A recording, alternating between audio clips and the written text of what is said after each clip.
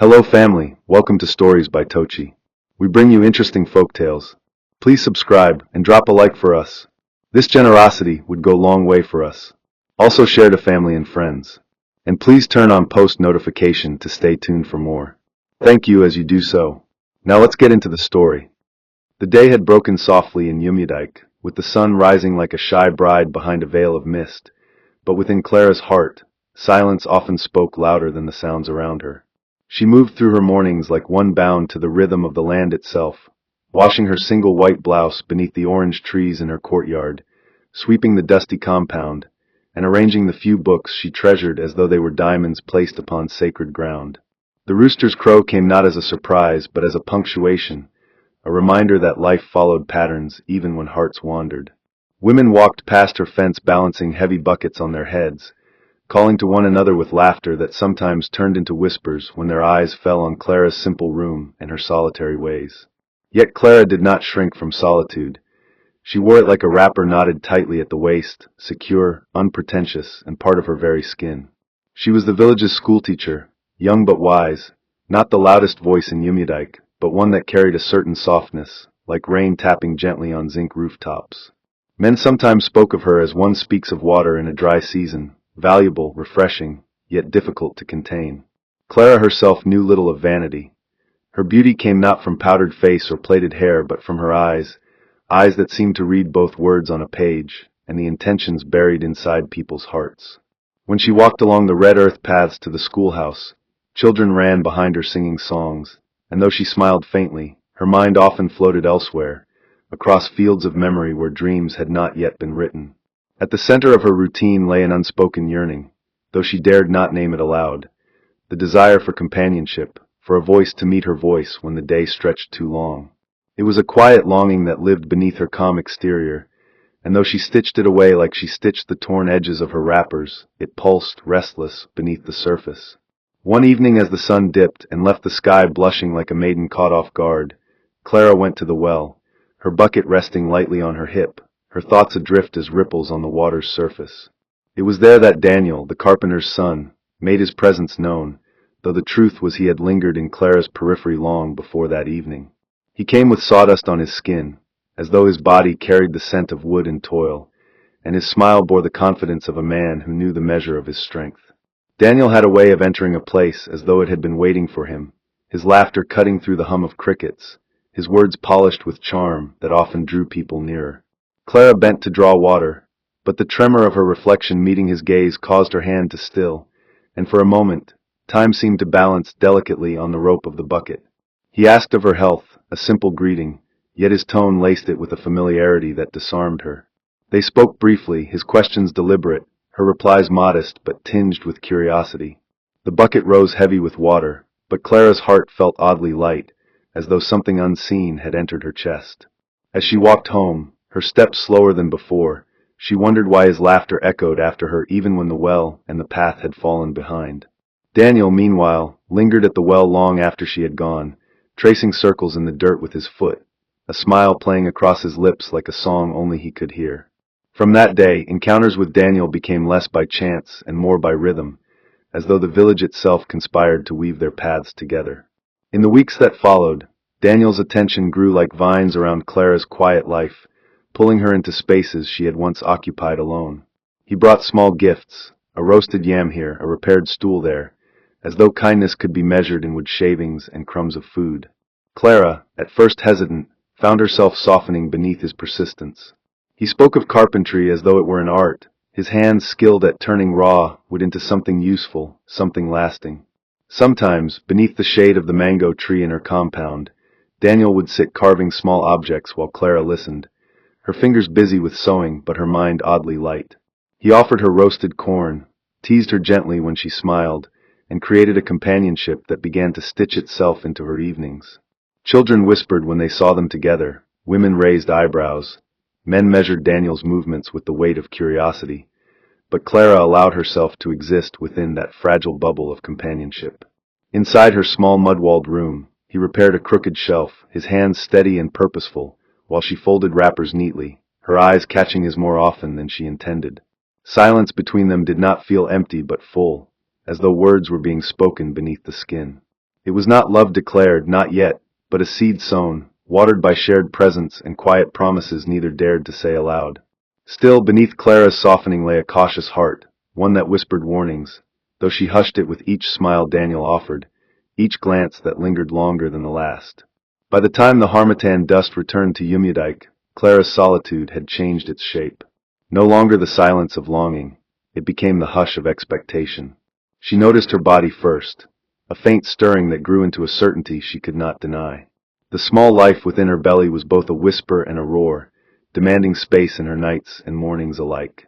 At first, she carried the knowledge quietly, like a secret folded into the corners of her wrapper, but soon Daniel knew, and his reaction startled her less for its words than for the light in his eyes. He drew lines in the dust, explaining plans for a house, a place for her and the child, his voice rising with dreams that seemed almost real as the sun lowered in the sky. Clara listened, her hand unconsciously caressing her belly, her mind daring to step into the vision he painted. She began to sew tiny wrappers in the glow of her lantern, cradling them as though they already belonged to the child she had yet to meet. In the market, women whispered, some with envy, some with pity, but Clara carried herself with quiet dignity, her steps slower now but her eyes brighter with anticipation. The evenings under the mango tree became filled with talk of tomorrow, of what Daniel would carve, of laughter that would echo in their new home. For Clara, who had once lived only with her own shadow for company, this was more than hope, it was transformation. She believed in the future Daniel painted, believed so fiercely that she folded her fears away, tucked deep where even she could not reach them, and chose instead to cradle expectation like a newborn dream. The night Clara gave birth was one that carried both joy and sorrow in its trembling hands, for it began with hope, but ended with a silence sharp enough to pierce through bone. The room smelled of firewood smoke and sweat, the lantern flame quivering, as if it too felt the weight of her labor. Clara clutched the raffia mat beneath her as waves of pain rippled through her body, the cries tearing from her throat raw and unrestrained. Outside, rain fell heavily, drumming against the zinc roofs like a restless drummer, while thunder growled like a distant warning. When the child's cry finally rose into the night, it rang pure and loud, a melody that softened the jagged edges of Clara's pain. She held him close, her arms trembling, her face streaked with sweat and tears, but her heart swelling with a love she had never known. Daniel stood in the corner, arms folded, his eyes unreadable, his lips tight as though holding back words he would never dare to speak in that moment. The midwife smiled gently, congratulating Clara, but her words floated unanchored, for Daniel's silence had already drawn shadows across the joy of the room. Clara searched his face for warmth, for pride, for even the smallest glimmer of the promises he once spoke beneath the mango tree, but his gaze wandered instead toward the door. And then, without warning, he turned, grabbed his jacket, and stepped out into the rain, leaving the door yawning open behind him. Clara's breath caught, the child's cries echoing against the walls, and in that single moment she felt as though she had been handed joy with one hand and humiliation with the other. The midwife froze, her hands hovering in midair, her eyes wide with disbelief. Outside, Daniel's footsteps sank into the mud, swallowed by the storm, while Clara pressed her face to her son's soft skin, whispering words not to comfort him but to anchor herself, to keep from unraveling completely. When morning broke, Umudike carried the news before Clara had even stepped outside. Villages, like streams, have currents that carry whispers faster than the wind, and soon her story sat on every tongue. Women on the path to the stream tilted their heads, whispering as they passed, their buckets heavy but their eyes light with gossip. In the market, between heaps of gari and baskets of okra, Clara's name rolled like a bitter spice across conversations, some shaking their heads in pity, others curling their lips in mockery. Daniel's absence became a chorus sung without harmony. Some claimed he had never wanted her, others said he had been forced. Still others muttered that a carpenter's son was never fit to carry a teacher's pride. Clara bore it all in silence. She tied her baby firmly to her back and walked the dusty paths with her head lowered, not out of shame but to shield herself from the sting of 1,000 uninvited eyes. Her silence became her armor, though it cut her as deeply as it protected her. Children whispered as she passed the schoolhouse, their eyes darting between her and the empty space Daniel had once filled. Yet Clara did not crumble. Her steps remained steady, her face neither broken nor hardened, but carved with the patience of one who has tasted sorrow and chosen to swallow it whole.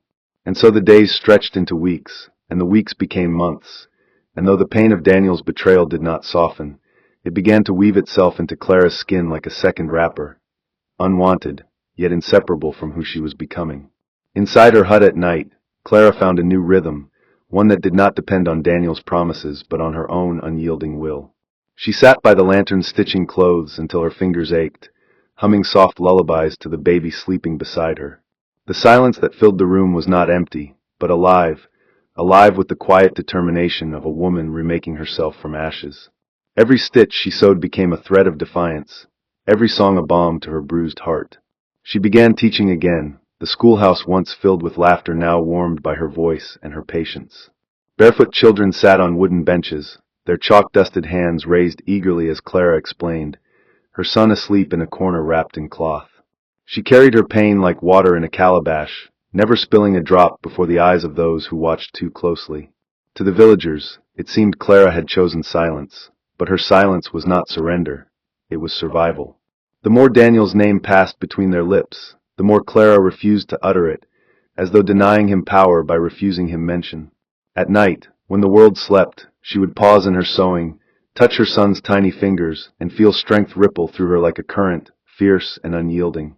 She no longer waited for Daniel's shadow to darken her doorway, nor for his voice to return. What he had abandoned, she chose to guard fiercely. What he had despised, she chose to cherish deeply. Even the elders of Umudike began to notice the quiet storm within Clara. They watched how she carried herself with dignity, her silence commanding more respect than loud words ever could. In gatherings under the Irako tree, when men spoke of Daniel's decline in Enugu, the debts, the failed contracts, the whispers of shame, Clara's name would rise in contrast, not as a scandal but as an example of resilience. She never joined the gatherings, never sought to defend herself, but her presence in the village square, walking past with her son tied to her back, became a testimony stronger than any defense. Neighbors who once pitied her now greeted her with softer eyes, for they saw in her not a victim, but a woman who had built a fortress from her own silence. Clara, meanwhile, felt no triumph in Daniel's downfall.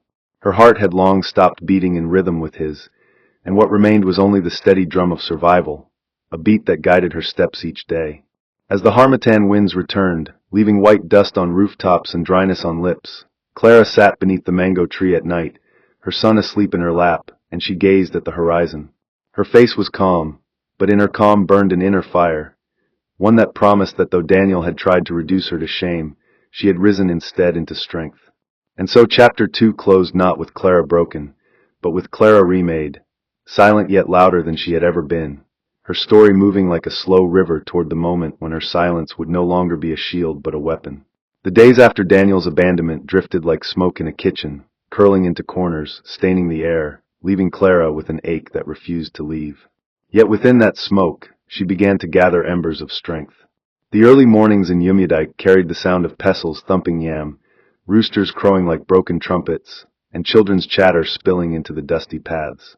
Clara joined the rhythm again, tying her son securely to her back with a faded wrapper, his head pressed against her spine as if to remind her she was not walking alone. She returned to the schoolhouse where the blackboard waited, chalk sleeping in the box, benches arranged like expectant ears. Her pupils, many barefoot, bright-eyed, and restless, welcomed her with laughter and curiosity. Though she smiled, her smile carried the weight of sleepless nights, her eyes dimmed by memories she could not erase. She taught letters, numbers, and stories of tortoises and clever birds, her voice steady though her heart bled. In the evenings, when the school emptied, she carried her child to the small market, where the air smelled of smoked fish, palm oil, and dust stirred by sandals. She sold pieces of cloth she had sewn at night, her hands roughened by needles and thread, her eyes alert to every coin exchanged. Slowly, coin by coin, she began to stitch together survival. Some nights she collapsed into bed, her body aching, but when her son cried, she rose without hesitation, pressing him to her chest, whispering comfort he would never fully understand. Her silence became her closest ally. She refused to speak Daniel's name, refused to curse him, refused to waste breath on what he had already thrown away. Instead, she poured her words into her child, into her work, into herself. Silence, she realized, was not emptiness. It was a field where resilience grew, watered by pain, fertilized by endurance. And though the world still watched her, some with sympathy, some with scorn, she carried herself with quiet dignity, learning to turn humiliation into fuel. Like the moon, She knew her light would not always be bright, but it would always return. The villagers began to notice the shift. Clara no longer walked like a wounded woman. She walked like one who had made peace with her scars, her steps firm, her head held high.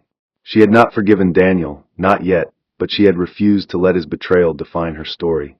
Each day she lived became a small act of retaliation, a refusal to break, a refusal to give him the satisfaction of her destruction. And so the quiet storm within her gathered strength, unseen but steady, waiting for the day when silence would roar. Months turned to seasons, and Clara's child grew like a small tree, sturdy, lively, full of questions his young tongue could not yet form. His laughter filled the compound like birdsong after rain, lifting Clara's spirit when her body threatened to collapse under exhaustion. She gave him all she had, feeding him even when it meant her own stomach went empty, clothing him even when her wrappers tore at the seams, rocking him to sleep with songs her mother once sang to her under moonlit skies. Each milestone felt like a victory wrestled from fate. His first smile, his first steps, his first babbled syllables, each one stitched a patch of joy onto the tattered cloth of her life. The boy's presence reminded her daily that out of betrayal had come a blessing, out of pain had come purpose. And yet, beneath her love, the shadow of Daniel's absence stretched long. She could not forget the night he walked away, the coldness in his voice, the emptiness he left behind. His absence was not only his but also her child's, a void that no lullaby could completely fill. Clara wrestled with this truth each time her son pointed at other men in the village and called them Papa in his innocent curiosity. She smiled outwardly but bled inwardly, her heart pierced by the cruelty of unanswered questions she knew would one day come. Still, she resolved never to poison her child with bitterness.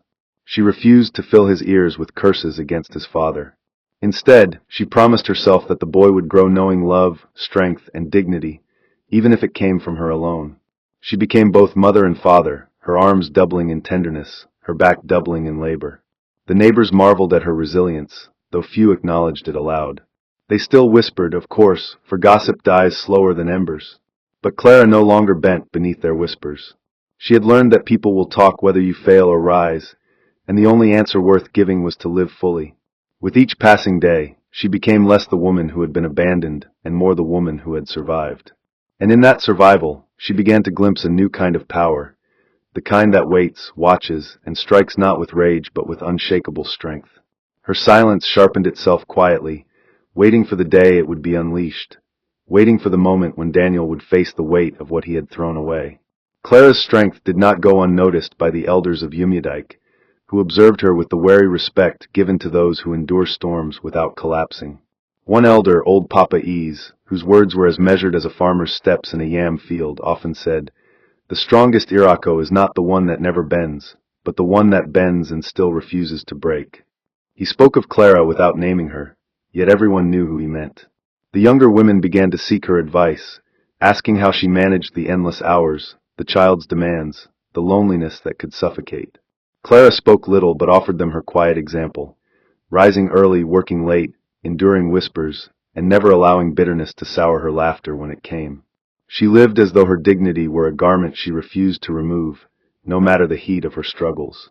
At night, when her son slept peacefully, she sat under the mango tree, staring at the stars, letting the night wind comb her hair. She thought of her mother, long gone, and wondered if somewhere beyond the stars she watched, proud of the daughter who refused to sink.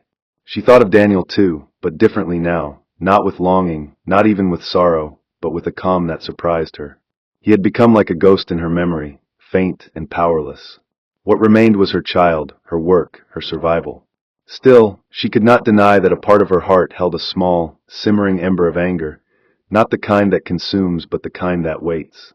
She knew life had a way of circling back, of bringing people face to face with the consequences of their actions. She did not know when or how, but she sensed deep within her that Daniel's path and hers would cross again. And when it did, she would not meet him as the young, naive woman who believed in promises whispered at the well. She would meet him as the woman she had become, strong, unbroken, dignified. Until then, she waited, not passively but actively, living each day with a quiet fierceness that spoke louder than curses. Her silence had become her song, her shield, her weapon, and though the world did not yet hear it, one day it would thunder. 2 years flowed past, carrying Clara further from the night of betrayal and closer to the woman she was meant to be. Her child now toddled about the compound, chasing chickens, laughing at goats, tugging at her wrapper with insistent hands. His voice was clear, his eyes bright, his steps bold. He was the living proof that life could grow even in the soil of heartbreak. Clara watched him with pride, her heart swelling with a love that no absence could diminish. Yet fate, with its crooked sense of timing, prepared to stir her life once again. Rumors began to float into Umudike, carried by travelers and merchants. Daniel had returned to Enugu, squandered money, gambled recklessly, and lost what little respect he had gained. Some said he worked odd jobs now. Others claimed he lived off the mercy of acquaintances. The gossip came in fragments, never the full story, but enough to paint a picture of decline. Clara listened quietly, her face unreadable, her heart steady. She did not gloat, did not celebrate his downfall. Instead, she folded the news into her silence, another stone in the wall she was building around her spirit. She knew it was only a matter of time before the road curved and Daniel's feet found their way back to Umudike. And when that day came, she would be ready. She would not weep, she would not plead, she would not tremble. She would stand tall, her son at her side, her dignity intact, and she would show him, not through words, but through the life she had built, that the family he had rejected had become stronger without him. The storm within her waited, patient, silent, certain. The afternoon Daniel returned to Umudike carried a strange weight, the kind of stillness that hovers before rain. Clara was closing the school gates, her son clutching the hem of her wrapper, when she heard footsteps behind her, measured, hesitant, almost ashamed. She turned, and there he was, the man who had walked away on the night her life cracked open. He no longer carried the easy swagger of Enugu days. The city had stripped him down, leaving only a shadow of the man he once pretended to be. His hair had grown unruly, peppered with dust, his shirt clung to his shoulders with sweat, and his eyes, once filled with careless confidence, now flickered with something that looked uncomfortably like defeat.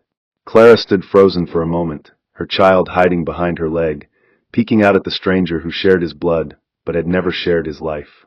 Daniel cleared his throat, searching for words, but the silence between them was thick as palm oil, and Clara could feel the eyes of the villagers pricking her back. A goat bleated nearby, children's laughter drifted faintly from the distance, and the late sun painted the path gold, but all of it blurred in the weight of the moment. Finally, Daniel spoke, his voice quieter than she remembered, stripped of arrogance. "Clara," he said, "I've made mistakes. I want to make things right. I want to be part of his life."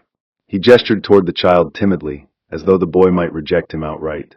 Clara's breath caught in her throat, not because she was tempted by his words, but because of the sheer audacity of them. She remembered the night of her labor, the hollow sound of his footsteps leaving, the silence of his absence. Her chest tightened, but her face remained calm, unreadable. She bent, lifted her son into her arms, and whispered softly to him, though her eyes never left Daniel's. "Come tomorrow," she said simply, her voice steady, almost gentle. "I'll let you see him." Daniel's shoulders loosened, relief sweeping across his face, as though her words had been an open door. He nodded eagerly, thanked her, and walked away, his back straightening a little with hope. But Clara's calm was not forgiveness, nor was it surrender. Behind her quiet eyes, something sharper stirred. She knew tomorrow would not be what Daniel expected. Tomorrow was no open door. It was a mirror waiting to be held up to him. That night, Clara sat under the mango tree with her son sleeping soundly beside her, the lantern light dancing on his small features. She listened to the village around her, the hum of crickets, the occasional bark of a dog, the murmur of neighbors settling into sleep. Yet her mind churned like a river in flood. Daniel's sudden return had shaken the air, stirring whispers that already buzzed through the village like restless bees.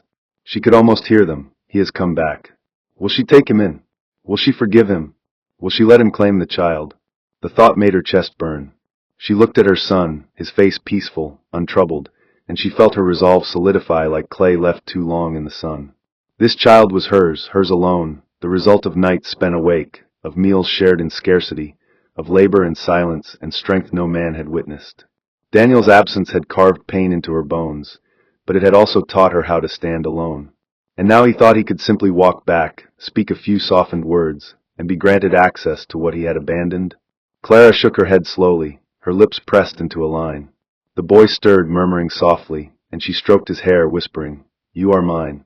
You will never need a man who chose to leave." A gust of wind rustled the mango leaves above her, and she felt as though the tree itself agreed.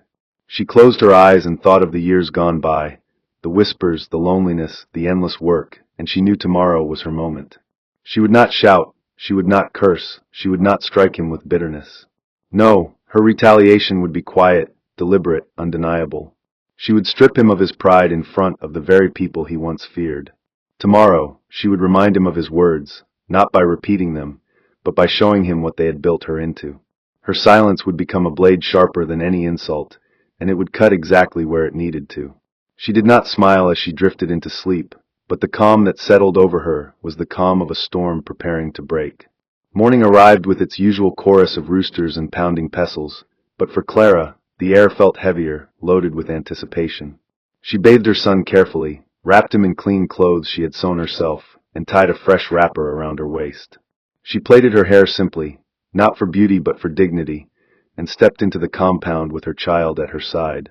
Already, the villagers had gathered like moths to flame, curiosity burning in their eyes. Word of Daniel's return had traveled fast, and no one wanted to miss what would unfold. They pretended to busy themselves with chores, but their attention was fixed on Clara's compound. When Daniel appeared, his clothes pressed as best as he could manage, his face set with a hopeful smile, the murmurs grew louder. He walked toward her, confidence returning to his step, as though he believed he was about to reclaim what he had lost. Clara stood tall, her son holding her hand tightly, his curious eyes scanning the crowd. Daniel reached out, his hand trembling slightly, ready to touch the boy, to claim him. But Clara stepped back, her voice cutting through the murmur of the crowd like a bell. "No, Daniel." Her words were steady, calm, but sharp. The villagers fell silent instantly, their eyes widening, their ears straining. Daniel froze, his smile faltering, his hands suspended awkwardly in the air. Clara held her son closer, her eyes locked on Daniel's, unflinching. "You lost that right the night you left me in pain and tears," she said, her voice carrying the weight of years unspoken. "You walked away, Daniel. You turned your back. You said you never wanted a family with me. Remember those words? They are the truth you chose, and today you will live with them." Gasps rippled through the onlookers, some covering their mouths, others nodding slowly in grim approval. Daniel's face drained of color, his mouth opening, but no words coming. He looked around, perhaps hoping the crowd would side with him, but their eyes told another story: judgment, disappointment, even disgust. Clara did not shout, she did not weep, she simply spoke, each word deliberate, measured, undeniable. Her silence of years past had given birth to this moment, and her retaliation was complete. He was humiliated not by curses, but by truth. She turned then, holding her son's hand, and walked away, leaving Daniel standing in the dust, broken, his pride scattered like spilled palm kernels. The days that followed were filled with whispers, but this time they were different. Clara's name was no longer tied to shame. It was tied to strength, to dignity, to resilience. The villagers spoke of her with newfound respect, some even awe. The story spread quickly. How she had faced Daniel calmly, how she had stripped him of pride without lifting her voice, how she had walked away without looking back.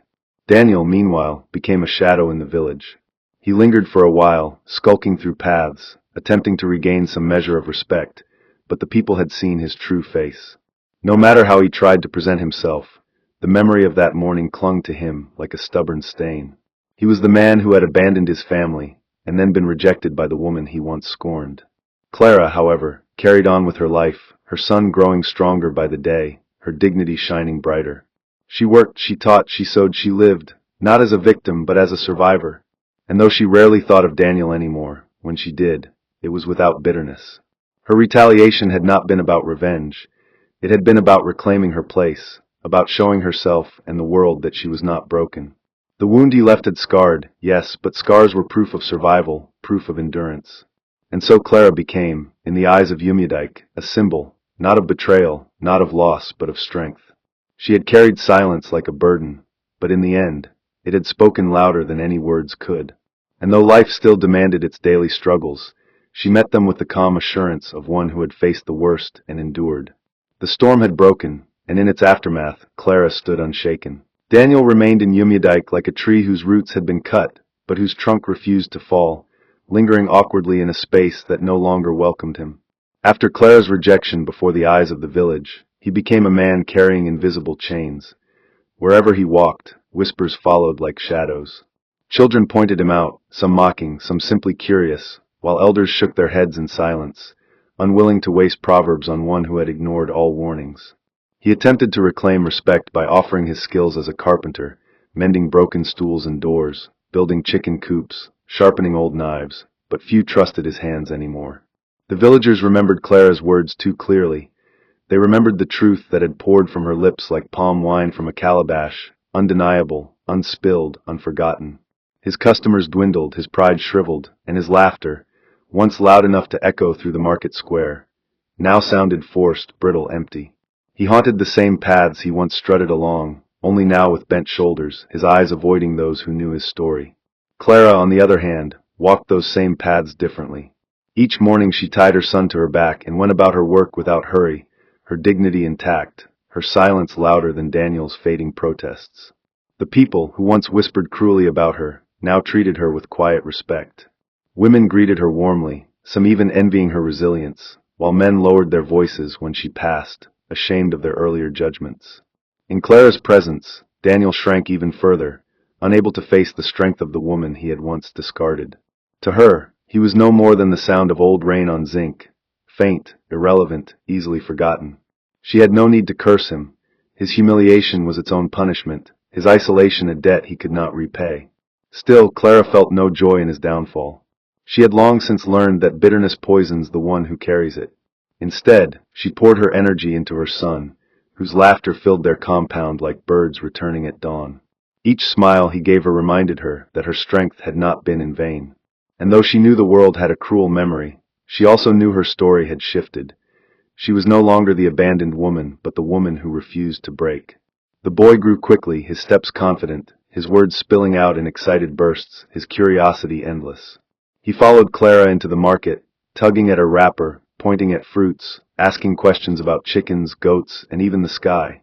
His presence became the light that lit every corner of Clara's life, turning her burdens into something she could bear without resentment. She watched him chase after butterflies, stumble and rise again, laugh at his own falls, and she whispered prayers of gratitude into the wind. He was the proof that love, when stripped of everything else, still had the power to create joy. The villagers, too, saw the boy's brightness and admired Clara for raising him without bitterness. Some women offered help, carrying water with her or watching the boy when she taught, while others brought her small gifts, groundnuts, vegetables, cloth scraps, as tokens of respect. Yet Clara never leaned too heavily on their kindness. She understood the village well enough to know that generosity often carried hidden gossip. She accepted with gratitude but relied on her own strength, determined never to be at the mercy of anyone again. Her days became a rhythm of teaching, sewing, and caring for her child, her nights filled with whispers of stories and songs to lull him to sleep. When he asked one evening where his father was, Clara paused, her heart tightening, but she chose her words carefully. "Your father is a man who made his choices," she said softly, stroking his hair. "But you, my son, are not his choice, you are mine. And I will never leave you." The boy smiled sleepily and nestled against her, unaware of the weight of those words, unaware of the storm that had shaped his mother into the strong woman she was. Clara kissed his forehead and let him sleep, her own heart steady. She knew one day the questions would grow sharper, the answers harder to soften, but for now, she allowed herself the peace of the present. Her retaliation had been quiet, precise, and complete. Daniel had been stripped of pride, and she had reclaimed her dignity. That alone was enough. Or so she thought. Life in Umudike, however, is rarely without new turns, and fate has a way of stirring waters even after they have settled. Daniel, unable to live with the weight of his shame, tried once more to force his presence into Clara's life. He lingered near her compound, offering to carry firewood, to fix a leaking roof, to build a small bench for her son. Each gesture was clumsy, transparent, born not of love but of desperation to erase his humiliation. The villagers watched with a mixture of amusement and disdain, shaking their heads at his sudden eagerness. Clara, however, met his attempts with the same calm silence she had carried for years. She did not rage, she did not insult, she simply ignored him, her eyes passing over him as though he were no more than a passing goat. Her silence was heavier than any words could be, and it crushed Daniel far more effectively than public ridicule. He grew restless, frustrated, his once proud stride reduced to anxious pacing. Yet Clara did not waver. She knew that the man who had abandoned her would always seek shortcuts to redemption, but shortcuts could never rebuild what he had destroyed. One evening, when he approached her at the market, Trying again to plead for time with the boy, Clara turned to him, her voice steady but sharp. You think you can erase years with days, Daniel? You think promises are enough after betrayal? This child has never known you, and he will not start now. Walk away before the world laughs louder than it already does. Her words, spoken without venom, landed like stones in his chest. He stepped back, shame twisting his face, and the villagers who overheard muttered approval. From that moment, Daniel's attempts dwindled. He became a man walking in circles, trapped in the cage of his own mistakes. Clara, meanwhile, returned home, her son's hand in hers, her dignity untouchable. She did not smile at her victory, but she felt the weight lift from her shoulders. She had faced him once again, and she had won, not with rage, but with calm, unshaken truth. As time passed, Daniel's presence in the village grew fainter, like the echo of a drumbeat after the drummers have left. He became a shadow, avoided by many, pitied by some, respected by none. Clara rarely thought of him anymore. She had no need. Her life had reshaped itself completely, her son the center of her world, her dignity her crown. Yet deep inside, she knew that her retaliation, as complete as it was, carried a lesson beyond herself.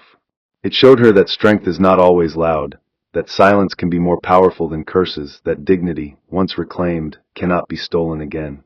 She often sat under the mango tree in the evenings, watching her boy play, listening to his laughter echo through the compound, and she felt a deep peace settle in her heart. She had walked through betrayal, through loneliness, through humiliation, and had emerged stronger than she ever imagined. The villagers, too, saw her transformation and spoke of her with respect. They told her story quietly, as though it were a proverb, an example of resilience, a lesson whispered to daughters about the strength of women. Clara did not seek such recognition, but she accepted it as part of her journey.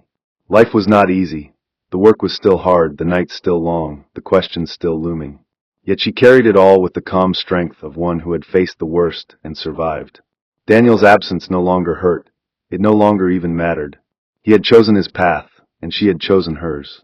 And though fate might yet stir the waters again, Clara knew she was ready.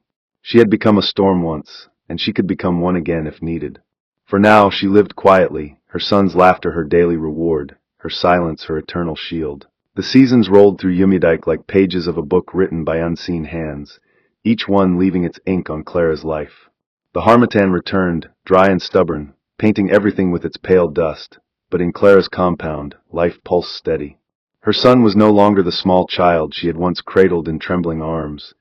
He was taller now, bolder, his laughter carrying across the paths like music the wind refused to silence. Clara often sat outside in the evenings, her wrapper tied loosely, watching him run barefoot through the compound, chasing goats, shouting at chickens, and asking endless questions that reminded her of the curiosity she once had as a girl. Every question he asked seemed to chip away at the shadow Daniel had left in their lives, replacing it with the solid brightness of his own presence. The boy did not ask about his father often, but when he did, Clara answered with honesty laced in gentleness. "Your father is a man who chose another path," she would say, her voice steady, her eyes calm. "But we are walking our own path, and it is strong." The boy accepted her words with the trust only a child could give, and each time he did, Clara felt a weight lift a little more from her shoulders. The villagers, who had once gossiped mercilessly, now spoke of her with quiet reverence. They saw the boy's strength, his brightness, his joy, and they knew it was Clara's doing. They whispered less about her abandonment and more about her resilience, less about Daniel's betrayal and more about her victory. And Clara herself, though scarred by what she had endured, carried her life now with a grace that made her seem untouchable. The wound Daniel had left no longer bled. It had become a scar, firm, silent, proof of a battle survived. Yet even as she lived in peace, she never forgot the lesson, that strength is not in shouting, but in enduring, not in cursing, but in refusing to break. And as she watched her son grow, she knew her story had circled itself, not into an ending of bitterness, but into a beginning of dignity. Daniel, meanwhile, drifted through the village like a shadow chasing a sun that refused to rise. He remained, though no one called for him, a man reduced to whispers and pity. He lived in a small hut near the outskirts of Yumudike, his tools scattered, his pride long gone, his days filled with the dull labor of survival. The people treated him as though he were a caution in flesh, a reminder of what arrogance and betrayal could do to a man. When he walked through the market, the air around him grew tight, conversations hushed, eyes shifted, respect withheld. Children who did not know his story sensed it anyway and kept their distance, as though shame itself were contagious. He attempted sometimes to approach Clara still, to offer small words, but she no longer gave him even the courtesy of silence. She gave him nothing at all, no words, no glance, no acknowledgement. He had become invisible to her, and in that invisibility, he found the heaviest punishment of all. He drank palm wine in small corners, muttered to himself about chances lost, tried to stitch back together the fragments of his pride, but nothing worked. His friends from Enugu never returned, his debts never fully faded, and his reputation never recovered. Daniel became, in the eyes of Yumudike, a man undone by his own choices, a man who had once had a family and threw it away, a man who stood as a warning to others. Yet in his solitude, he sometimes sat outside his hut, staring at the road that led to Clara's compound, wondering how different life might have been if he had chosen to stay that night.